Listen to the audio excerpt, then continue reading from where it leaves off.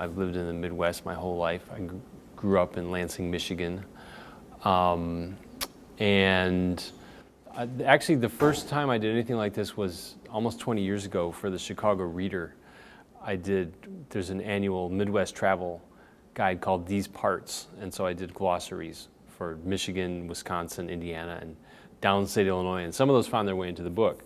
But I've written other books about the Midwest. The first one was The Third Coast, which was about a 10,000-mile journey I took around all 5 Great Lakes, and that brought me through Cleveland, and that's where I wrote about ethnic jazz, as the young man called polka, because he didn't want to tell women he was playing polka on the radio, so he called it ethnic jazz. There are a couple kind of famous Midwestern tics. Yeah. And I want to ask how exaggerated they are in public knowledge. In Chicago, how real is the Bears? Well, not as real as it used to be. One thing I learned while doing this book is that every generation has its own sound. Accents are always changing, so you really don't hear it much among people under 50.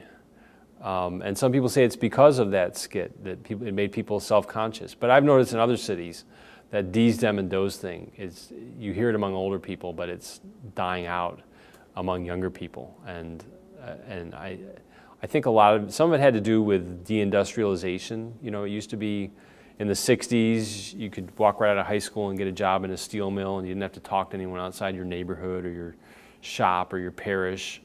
That kind of talk was kind of masculine talk. And as time went on and you couldn't get that job in the steel mill anymore, you had to go to college, maybe you moved outside the area, and students were discouraged from that, saying that. And that actually is an immigrant thing. English is one of the few languages that has the TH sound.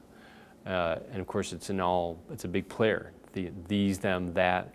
But someone who came over from Italy or Poland or even in Ireland, they didn't pick it up when they switched to English. So they would stop at the. They wouldn't put their tongue through their teeth, the interdental fricative, and that kind of got passed down through the generations. But it's really becoming rare. The famous accent from Fargo. Yeah. How real is that? Is that an actual accent, or is that an exaggeration of a thing? It's another accent that's sort of a previous generation. Because I went to Brainerd, Minnesota when I was researching the book, and you could hear vestiges of it.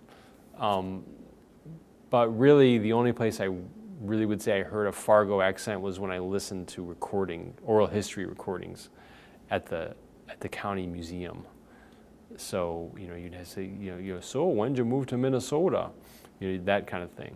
So that was probably still prevalent when the Coen brothers were growing up in the 50s and 60s, and they I actually talked to one of the actresses who was in the movie and who was from Minnesota. She played one of the hookers in the bar scene, and she talked about how she was Frances McDormand's accent coach and how they sort of exaggerated that for comic effect.